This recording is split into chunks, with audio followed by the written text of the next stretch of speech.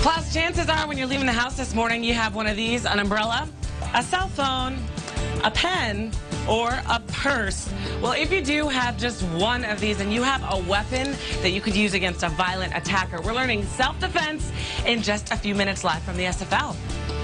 Thank you, Mr. Traffic. If you're getting ready to leave the house this morning and you have either an umbrella, a purse, a cell phone, or even a pen like this one right here, then you have a way to protect yourself if you're ever in a dangerous situation. Incredible here. Live from the SFL in Pembroke Pines, Kristen Anderson is at the Center for Medical Weight Loss learning about self-defense. And Kristen, I think we all have at least 2 of those 4 items. I have a pen in my hand right now. Yeah, Eugene, I had all 4 of these things when I left the house this morning. Yeah, and it's really important. What we're trying to tell all of our viewers this morning, gosh, can I just set these down?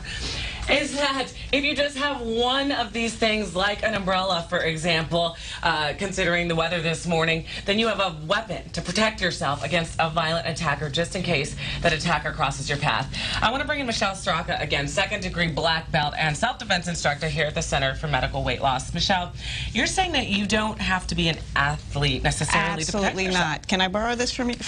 Absolutely. What people don't understand, and that anything can be a weapon, a purse, a cell phone, an ink pen, an umbrella. People are like, oh, what am I going to do with this? But anything can be used to protect yourself. You don't have to be a self-defense instructor. Absolutely you don't have to not. be a black belt. And what it's all self-confidence and self-esteem and the way you carry yourself and knowing and awareness. And what I want to demonstrate is what am I going to do with this? Okay, so we have all those items, but we're going to start with the umbrella. So absolutely. Will you just talk us through how you can use it? And I'm going to step out of the door because, by the way, we had to move this whole situation indoors because of the weather. So I know the space is limited, but go ahead and talk us through this, how you would do this. And as you can see, the umbrella has a point and a hook. Not all of them have a hook. Mine does.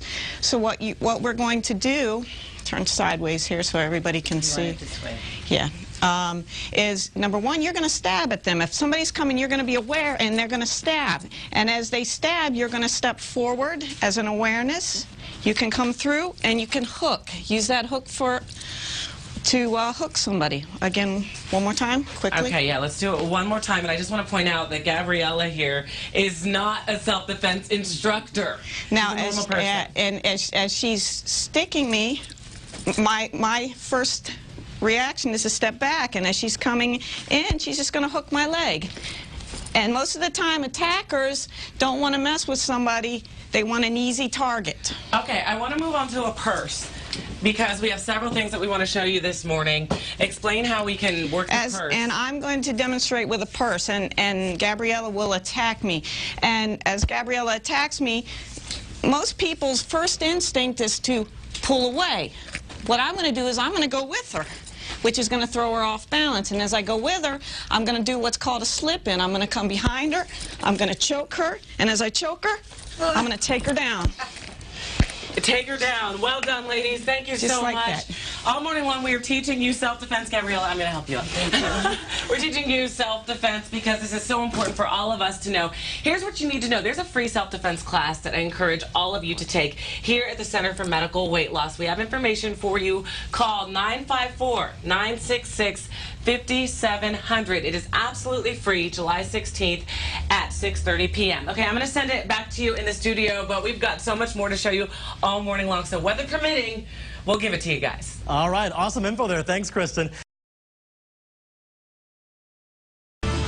Also coming up, you don't have to be the karate kid. You don't have to wax on, wax off, be a kung fu master, or anything to protect yourself. I'm Kristen Anderson, and live from the SFL in just a couple minutes, I'm going to show you how something as simple as an ink pen can save your life.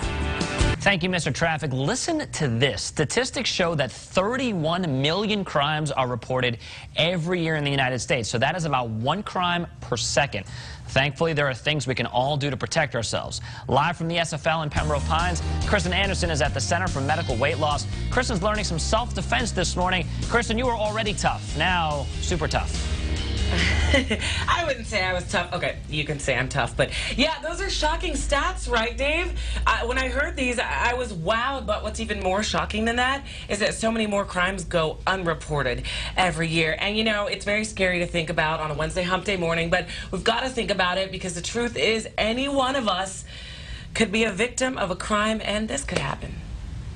Police department. The man is trying to break in my door. Why are you here?